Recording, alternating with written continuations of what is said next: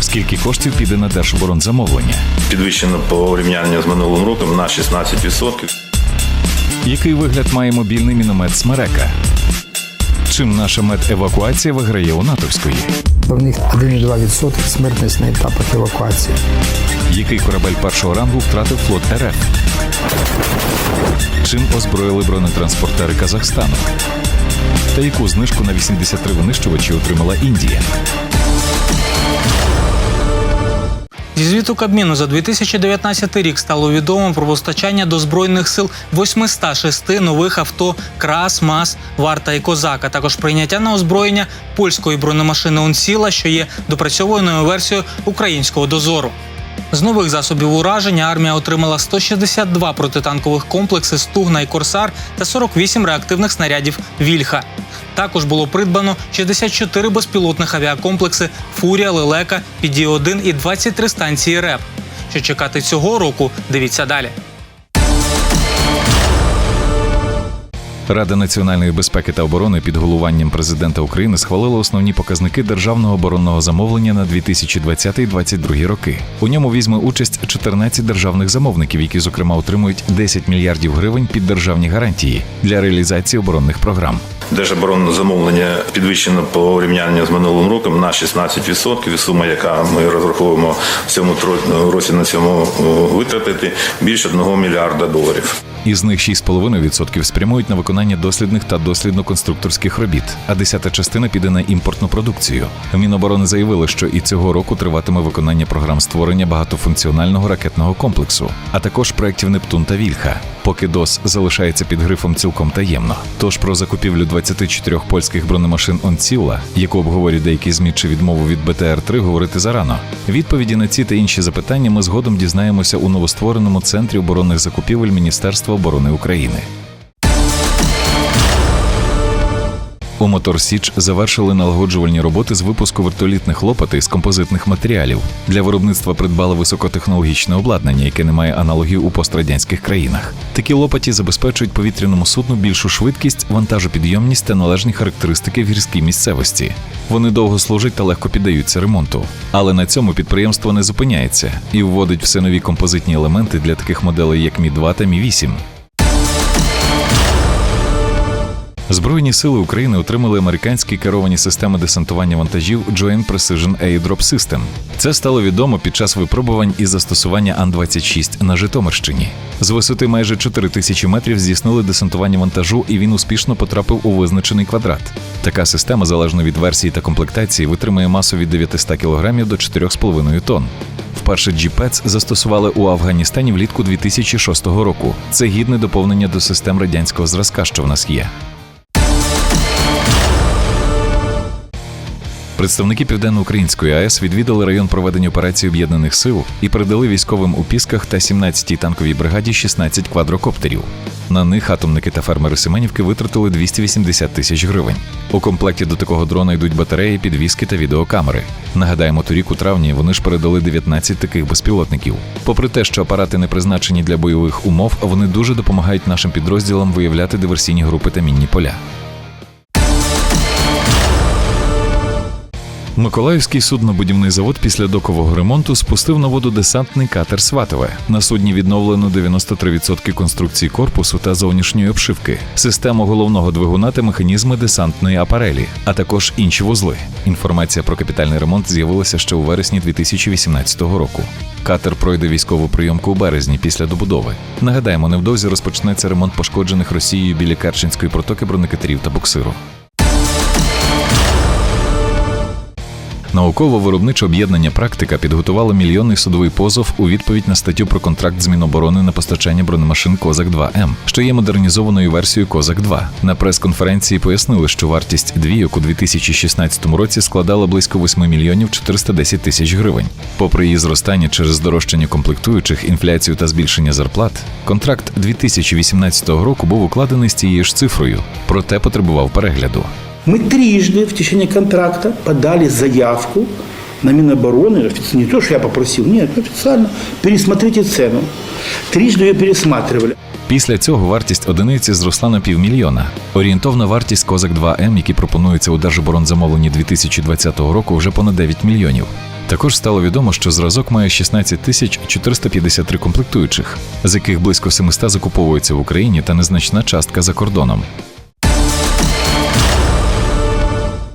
На Львівщині підрозділам Державної служби із надзвичайних ситуацій передали 10 снігоболотоходів «Богун» на загальну суму 29 мільйонів гривень. Ці машини розроблені у Санкт-Петербурзі під назвою «Шерп». З 2012 року з'явилися в Україні. Вони здатні пересуватися різними видами ґрунтів зі швидкістю до 40 км на годину, а також водойм до 6.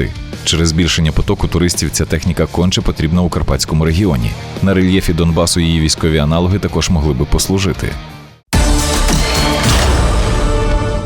На сайті компанії «Українська бронетехніка» ми знайшли графічне зображення мобільного міномета «Смерека». Його особливість в тому, що базою тут виступає бронеавтомобіль «Варта» в небаченому досі кузові пікап.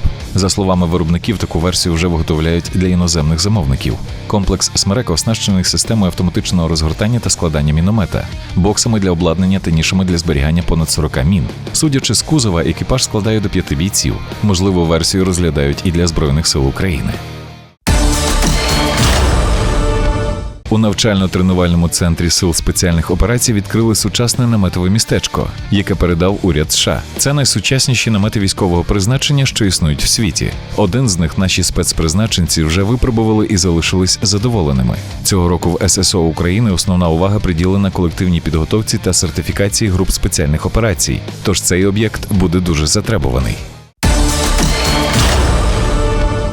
У вівторок ворог здійснив масований артилерійський удар та зухвалий штурм 3 спостережних постів 72-ї та 93-ї бригад на Луганщині. Наш гранатометник загинув, кілька бійців отримали поранення та контузії. У такі моменти надзвичайно важливою є оперативна медична евакуація. Якою вона є зараз, знає Геннадій Салівон. У перші роки антитерористичної операції на сході України евакуацію поранених здійснювали усіма можливими способами і транспортом. Мене вивозили вантажівкою. Доставили в Новий Айдар, в міську лікарню, де місцеві лікарі надали першу медичну допомогу, дістали найбільший осколок. Так вчиняли, бо через поганий зв'язок часто не знали, де перебувають військові медики. І часом це було ризиковано. Інколи боялися везти в лікарні, тому що були інциденти, коли казали, що якісь місцеві лікарі не проукраїнсько налаштовані, робили потенційно загрозливі медичні втручання. Тоді у військових майже не було турнікетів для зупинки кровотечі. У підрозділах бракувало кваліфікованих медиків. Часом це призводило до трагедій, навіть за використання вертольотів.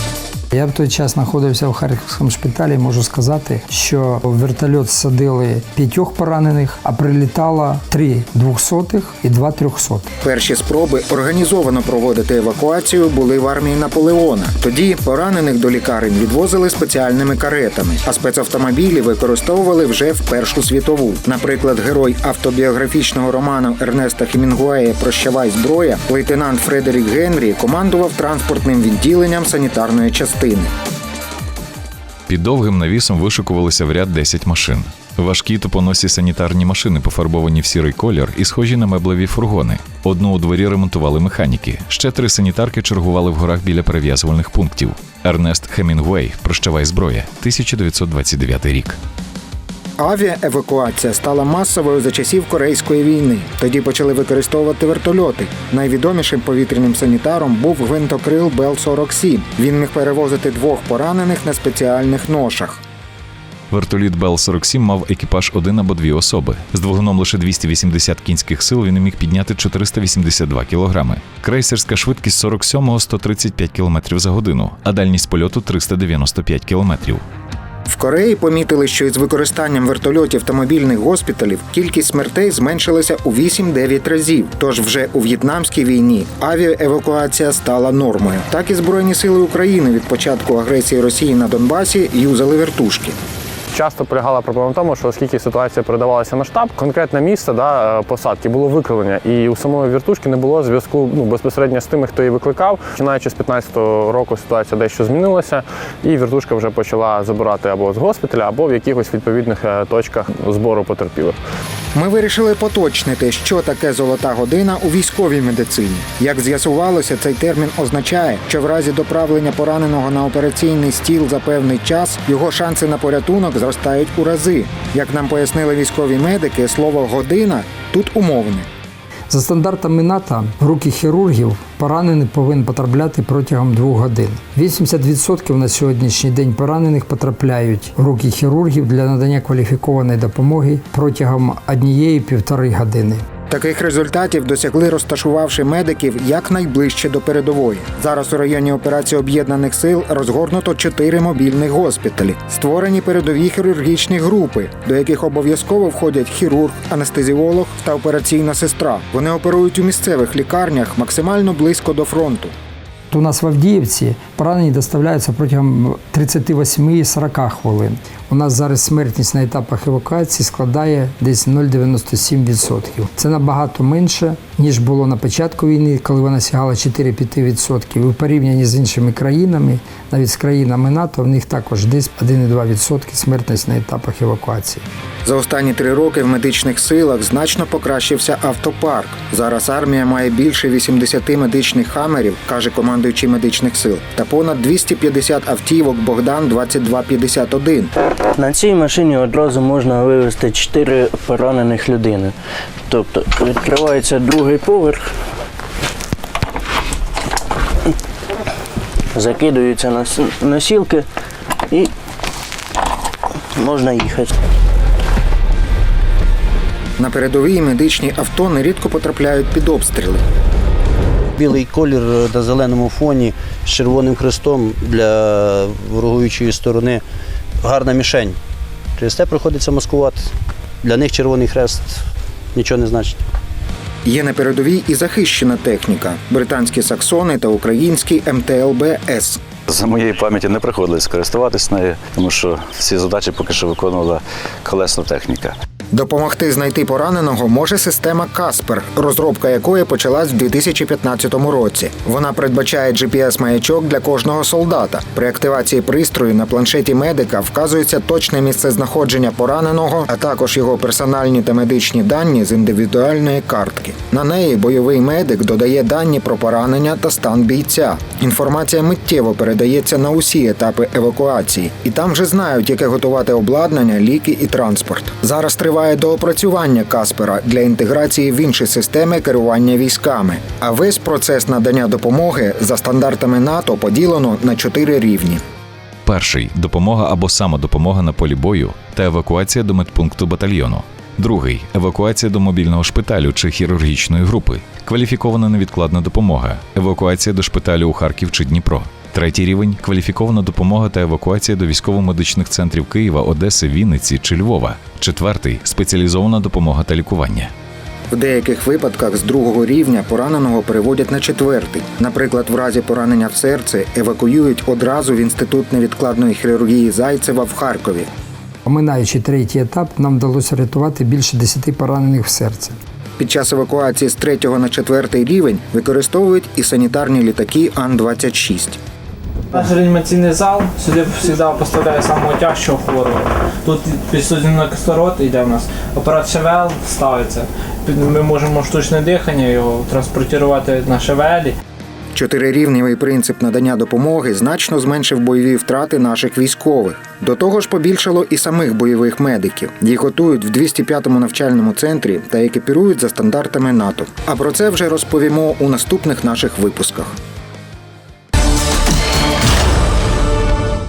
Днями російський великий протичовновий корабель «Керч» перевели у категорію військового майна. 5 років тому під час планового ремонту на ньому спалахнула пожежа і комісія вирішила утилізувати судно.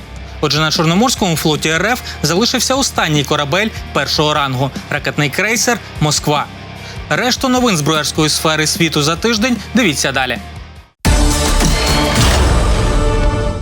Американська армія почала випробування електричного скутера EZ Rider.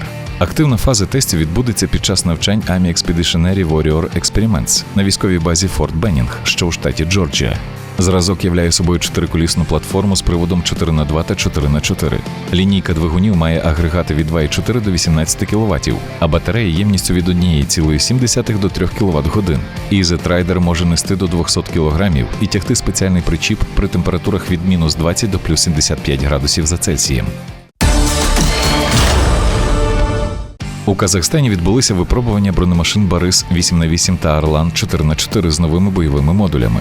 Перша оснащена «Ансаром» з 30-мм гарматою 2А-72, а друга – «Сункаром» зі спарених кулеметів НСВТ калібру 12,7 мм і 7,62 мм ПКТ. Також для суден створено морську версію «Туран». Усі вони розроблені на спільній цифровій платформі «Шугила», яка дозволяє одному оператору без додаткової підготовки вести з них вогонь. Важливо, що виробництво повністю вітчизняне. Компанія Oshkosh Defense отримала замовлення на 1240 легких тактичних автомобілів JLTV. Контрактне командування американської армії перерахує за них понад $407 мільйонів. Цікаво, що це машини не лише для корпусу морської піхоти США і Словенії та Литви. Якщо перша до 2023 року отримає 38 одиниць, то друга – 200. Можна констатувати, що Хамві поступово йдуть на пенсію або мають шанси на друге життя як військова допомога. В'єтнам відвантажує до однієї з африканських країн швидкісні патрульні катери, створені на основі прототипу Д-300. Їх побудували на корабельному заводі Z-173. Це замовлення німецької фірми, в якої партію купує нігерійський мільярдер Бенедикт Петерсон. Судячи зі світлин, судна обладнані оптико-електронними станціями FLIR, навігаційною радіолокаційною станцією та антенами GPS і УКХ. Ймовірно, катери озброять кулеметами калібру 12,7 мм.